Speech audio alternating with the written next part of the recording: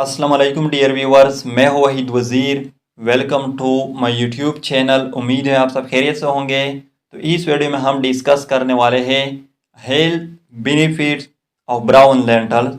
तो फर्स्ट जो बेनिफिट है वो है प्रोमोट प्रेगनेंसी। तो ब्राउन लेंटल्स में फोलेट होते हैं, ये जिसको फोलिक एसिड भी कहा जाता है।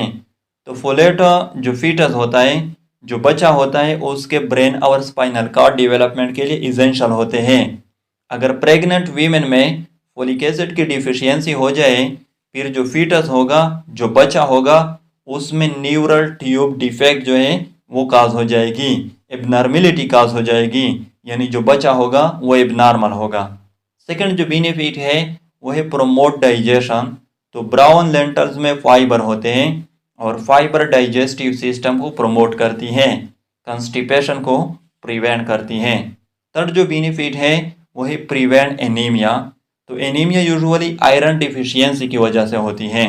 ब्राउन लेंटल्स में आयरन होता है और आयरन हेमोग्लोबिन फॉर्मेशन के लिए इसेंशियल होता है। फोर्थ जो बेनिफिट है वो है लोअर ब्लड प्रेशर। तो ब्राउन लेंटल्स में पोटाशियम होता है और पोटाशियम ब्लड वेसल को डायलेट करती हैं, वाइडनिंग ऑफ ब्लड वेसल को काज करती हैं। तो जब ब्लड वेसल डायलेट हो जाएंगे, फिर ब्लड प्रेशर जो है वो लोअर हो जाएगी।